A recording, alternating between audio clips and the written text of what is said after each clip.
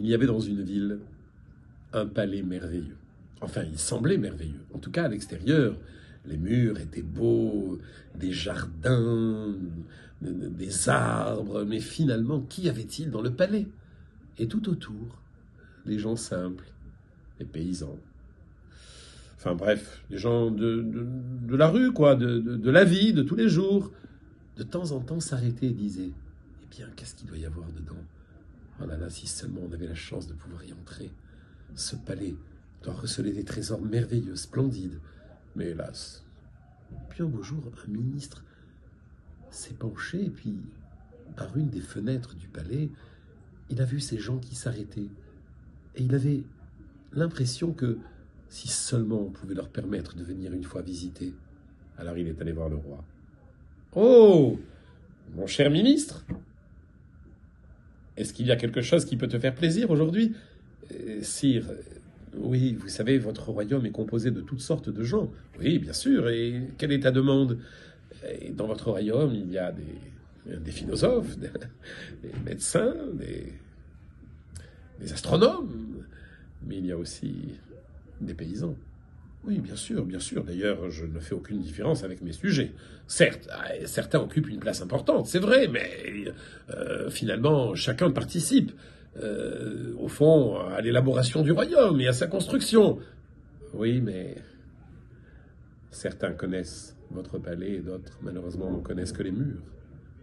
Certes, le palais est beau à l'extérieur, mais mon Dieu, est-ce qu'on pourrait imaginer de leur faire découvrir ce qu'il y a dedans, une fois? J'ai pas compris. Tu veux faire une porte ouverte de mon palais, c'est ça?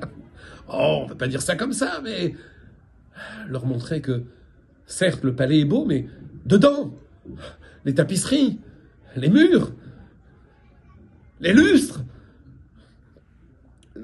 la vaisselle en or, en argent, les diamants, le trône de Sa Majesté, enfin, à quelques mètres, bien sûr.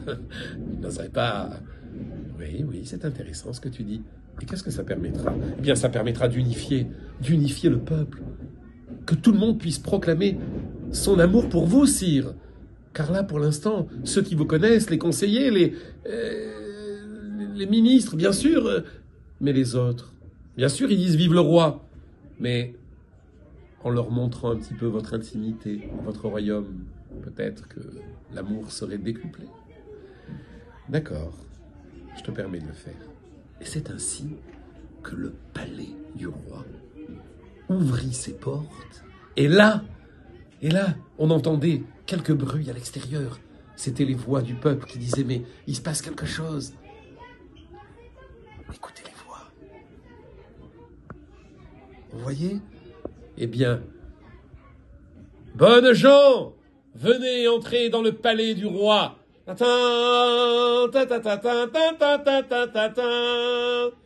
imaginez-vous les portes qui s'ouvrent et le peuple qui rentre et qui découvre des merveilles, des tableaux, de la verrerie, des salles splendides, de la lumière de partout et encore des petites pièces et encore d'autres petites pièces et des recoins et des impasses et des boulevards et des ruelles, des grandes places.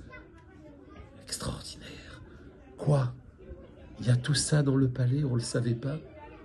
Monsieur le ministre, merci, vous resterez à jamais pour nous l'interlocuteur auprès du roi. Nous avons compris que, peut-être, grâce à votre initiative, à votre bonté, eh bien, nous savons maintenant où habite le roi et comment le trouver. Chers enfants, c'est un machal.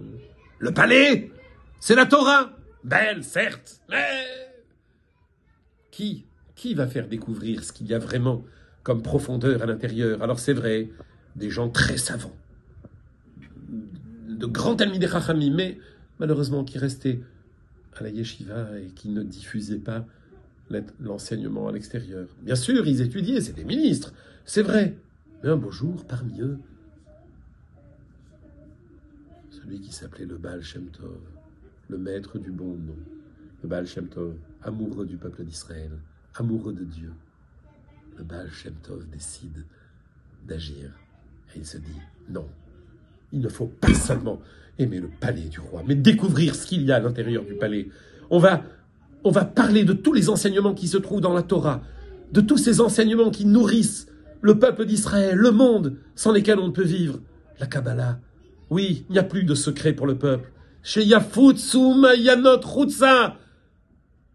Le Baal Shem Tov, oui, avait compris qu'il fallait diffuser cette lumière, qu'il fallait la répandre. Mais voilà, l'ouvrage n'avait pas encore été écrit. Certes, l'idée était là, mais qui allait écrire ce merveilleux ouvrage, étudié dans toutes les couches du peuple d'Israël, le Baal Atania, l'homme qui fut libéré le 19 Kislev pour éclairer le monde.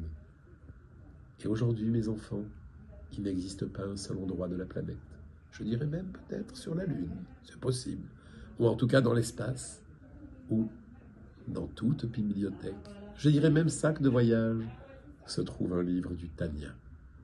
Vive le roi et vive le peuple d'Israël. À bientôt.